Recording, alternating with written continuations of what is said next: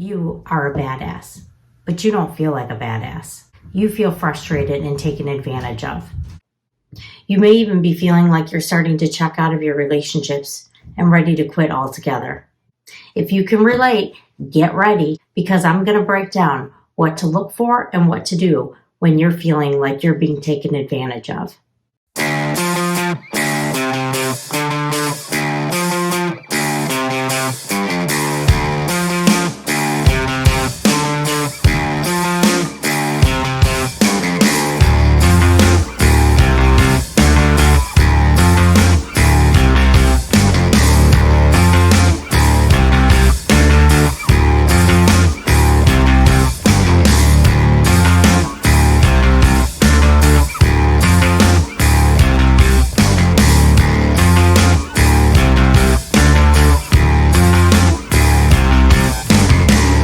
Hi friends, I'm Susie Cambick.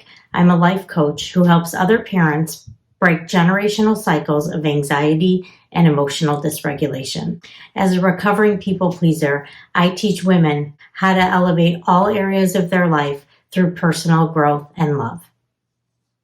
If this is content you're interested in, please consider subscribing and clicking that notification bell so you're notified every time I post something new. Up until a couple of years ago, I found myself in relationship after relationship where I felt like I was being taken advantage of. My do whatever it takes attitude caused me to do more than my fair share in relationships. That even bled into my career, where I took personal responsibility for everything, which often led to late nights of working and ultimately burnout. I had to learn how to appropriately balance my responsibility in relationships and allow others to do the same. I want to teach you what I learned because you deserve and can have healthy and respectful relationships. You are a badass, but you don't feel like a badass. You feel frustrated and taken advantage of. You feel angry because many of your relationships are lopsided. Sometimes you feel sad and hurt and you wonder why people don't seem to have the same amount of respect and love for you. You may even be feeling like you're starting to check out of your relationships and ready to quit altogether. If you can relate, get ready, because I'm going to break down what to look for and what to do when you're feeling like you're being taken advantage of. Okay, here we go. The first thing that you need to do is recognize the signs that something is off. And to do this, you need to tap into your feelings. Before you had the ability to walk and talk, you had emotions. They are the compass for your life. Have you ever noticed that the feeling of getting taken advantage of sneaks up on you? There you are, killing it, doing everything you always have done, helping out. Everyone's happy, so you're happy. And then all of a sudden, bam, you have a feeling, and it's a big one. It may show up as resentment, anger, or even sadness. When I was younger, I had the habit of giving so much to others that I would sacrifice my own wants and needs in the process. My sisters and I would each get a candy bar at the grocery store, and they would eat theirs right away. I would save mine. And later, when I went to open it, they would be right there begging me to have a piece of my candy. And I would give it to them. And then later they would ask me for something else. And then yet something else again.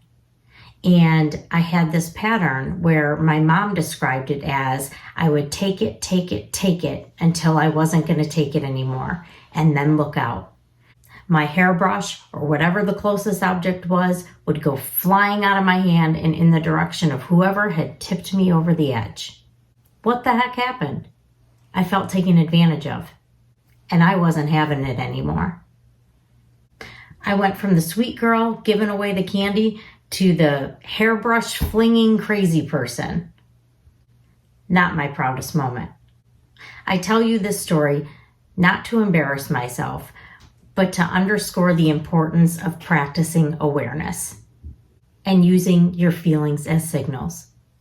I wasn't aware that my emotional needs weren't being met, and that I was sacrificing what was important to me in order to keep other people happy. The feeling of being taken advantage of snuck up on me because I lacked self-awareness, and it was the source of my unhappiness for years. Make it a regular practice to check in with yourself and to really pay attention to what you're feeling. Get at the core of your feelings and dig deep. Ask yourself, what am I feeling? Why am I feeling this way? Is there truth to this feeling? In the Honor Emotions section of my ebook, I deep dive the process of identifying feelings as they emerge and teach you how to shift into logical thinking mode when you're in hairbrush flinging mode. Practicing the principles regularly will create the necessary sense of self-awareness to ensure that you're doing your part to keep your relationships healthy. If this is something you're interested in, I'll leave the link below so you can go ahead and get your free copy. Another thing to take a look at is your time and energy levels. Pay attention. We get stuck in our ways of doing things because that's the way we've always done them. But just because that's the way you've always done it doesn't mean it's good for you, nor does it mean you should continue to do it. If you're consistently helping other people and overcommitting yourself, and that's causing you to constantly run out of time or having to constantly rush around, reevaluate your priorities and really ask yourself, how much time do I truly have to help others? Next time you're asked to do a favor, pause and check in with yourself and see if you really have the bandwidth to do it. And know that it's okay if you don't. What does your energy look like? Do you have the emotional bandwidth to help others? It's okay if you don't. You are human. You are a badass, but that does not mean you can create more hours in the day or give energy that you don't have. You have to deeply know yourself and stay in tune with yourself in order to get ahead of feeling taken advantage of. It's great to be kind to other people, but it cannot take priority over your own needs, because then you are unable to be kind to anyone. You can be kind to others and yourself at the same time, but it all has to start with self-awareness. The next sign to look for is imbalance. Pay attention to the level of effort that's being given by the other person in the relationship.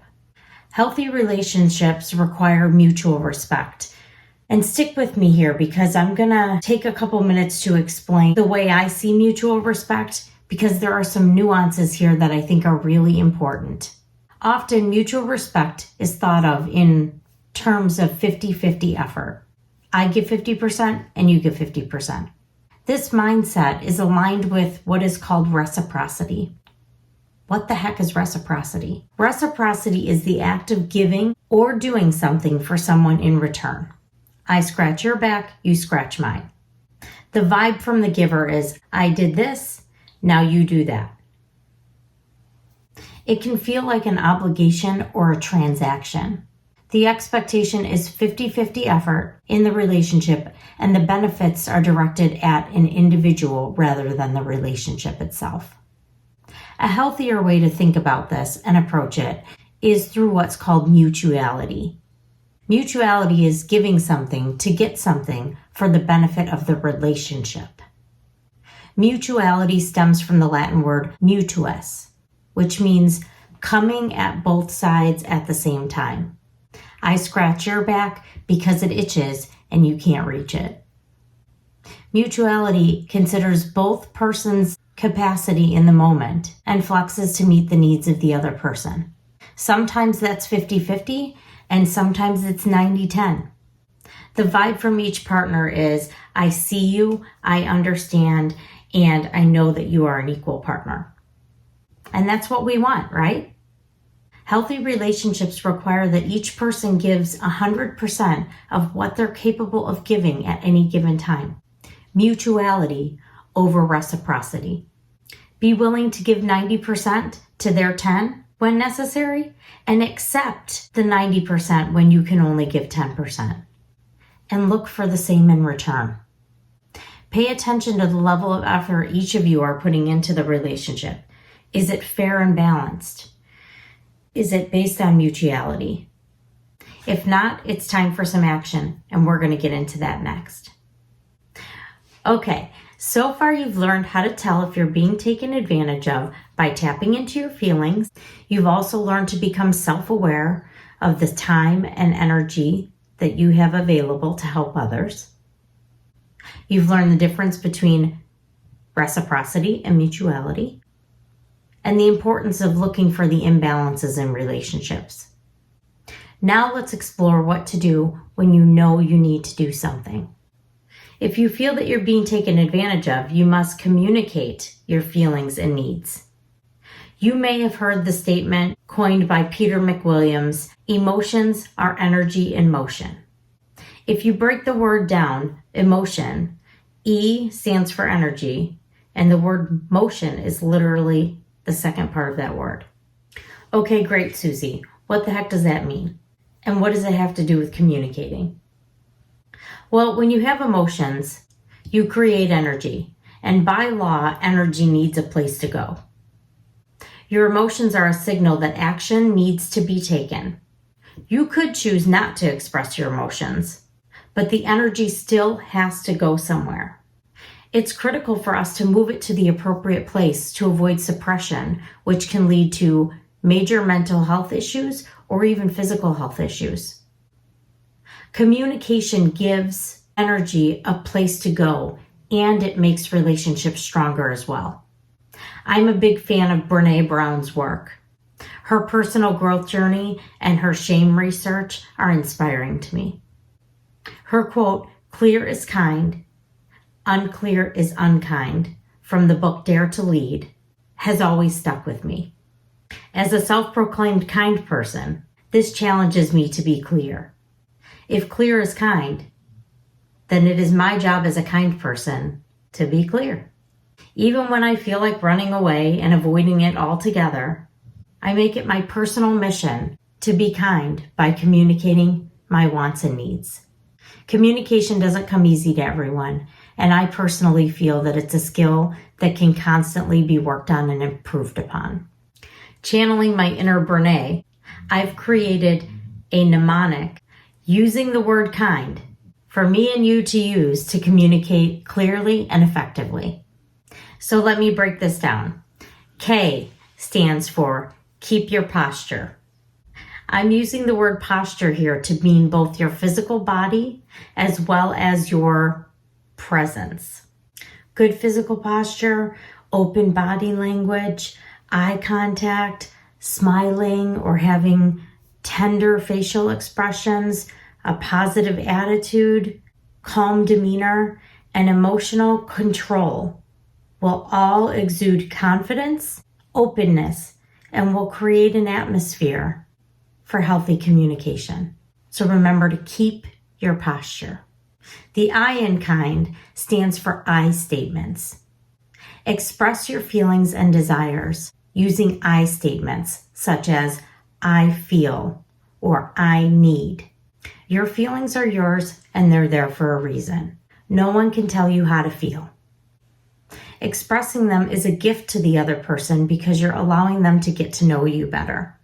Avoid blaming statements such as, you made me, and avoid exaggerated or absolute terms like always and never. This can create a defensive reaction, which moves the person's attention away from listening to you and hearing your feelings, and instead focusing on themselves and their need to defend their honor. So keep the conversation about how you are feeling and what you are needing from the relationship instead of focusing on what they need to do or what they did wrong. The N in kind stands for negotiate. The goal here is to find a way through. This requires truly listening to the other person as they are responding to your feelings. The goal is to determine how the two of you can create a win-win situation. This does not mean you give in. Healthy negotiation keeps your requests at the forefront and adds on what it will take for the other person to have their values honored as well. Don't forget to bring Kay and I along because you may need them in this section of the communication process. Again, work to build that win-win situation through negotiation. And finally, the D in kind stands for develop a plan. What are the next steps? How will you work together on what you just talked about? Define what they can expect from you going forward. and ask them to define what you can expect in return. And then finally, determine how you're going to handle it when things go awry, because we're all human and mistakes happen. Okay, now I have one more strategy to teach you on how to overcome the feeling of being taken advantage of. But first, I would love to hear from you. What is your biggest struggle with communication? Tell me in the comments. Okay, so far you've learned how to overcome the feeling of being taken advantage of by practicing self-awareness, looking at your feelings, energy, and time, and looking for signs that your relationship is imbalanced. Next, we talked about kind communication and how to communicate effectively. And now we're going to wrap it up by talking about the importance of self-care. As a giving and loving parent, you do a great job of looking out for and taking care of everyone else. You make sure your children are not overcommitted in extracurricular activities. You make sure they're getting enough sleep, that they have enough to eat, they have exercise, and they get the love and attention that they need. But at times it seems like you have a different set of rules for yourself, or the rules don't hold the same level of importance. I'm giving you permission to take care of yourself. My challenge to you is that every day you do one thing that is entirely for you. Self-care looks different for different people, and it can even differ from day to day. It's about doing things for yourself that bring you peace and joy. For some people, that's connecting with nature, doing something creative like cooking or painting, or even meditating. This past week for me, it was exercising every day, decluttering one box of junk from my house, and spending time watching TV and relaxing. It could be as simple as being kind to yourself by using self-talk and affirmations to overcome the feeling of being taken advantage of. Something like, I trust myself to recognize when something feels off, and I have the strength to communicate it assertively and effectively. I deserve to be treated with kindness and consideration. Find something that works best for you. And remember, self-care is love, and love breaks cycles. If you're interested in how you can break cycles of anxiety and emotional dysregulation in your family, book a call to speak with me. I'd love to see how I could help you out. I'll leave a link down below. Until next time, take care.